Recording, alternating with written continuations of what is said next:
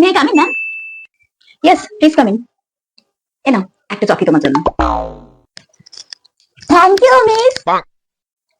দেখুন এমনিতে আমার আপনার মেয়ের সম্বন্ধে সেরকম কিছু অভিযোগ নেই, কিন্তু ব্যাপারটা হচ্ছে কেউ যদি ওকে একটা মারে তার পরিবর্তে ওকে এত মারে যেমন বলার কথা না। It is unnatural. আমি মারি তো, একদিন তুমি আমাকে শিখালে না বোকার মতো মার খেয়ে আসবি না, মানে মারলে ঘুরে আসবি। আসলে কি বলুন তো ম্যাম, ওই রোজ পাড়ার খেলতে যান পার্কে, রোজ মার খেয়ে খেয়ে আসে। সেজন্য একদিন বলে ফেলেছিলাম রোজ মার খেয়ে আসে না, যে মারলে লিও আসে। অ্যান্ড অ্যানাদার থিং, যখন পড়া ধরুন কোনো কারণে পারলো না, আমি যদি বলি এর মানে পড়াশোনা করছে ভবিষ্যৎটা কি, ওটা কোনো চিন্তাই নেই ভবিষ্যৎ সম্পর্কে, ওর নাকি সব ঠিক করা আছে। কি ঠিক করা আছে বলুন তো? ব্যবস্থা করা আছে তো মিস, কেন বলো ব্যবস্থা করা আছে মিসকে বলো।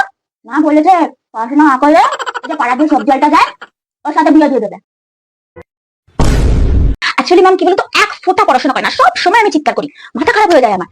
সেই জন্যই মানে ওই আগের মাথায় আর কি বলে ফেলেছিলাম সবজির সাথে বিয়ে দেবো।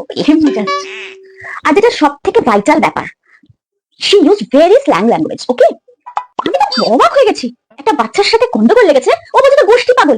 What is this? This is not done. পাগল বলেছে তো একজনকে, একটা বাচ্চাকে।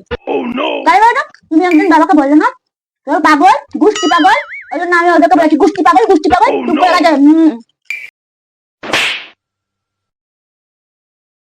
আরে এটা তো ধরার মতনই না। অ্যাকচুয়ালি ঝগড়া যখন লাগে না তখন কি যে বলি আর কি যে বলি না মাথা থেকে আসে না। এটা জাস্ট সরি।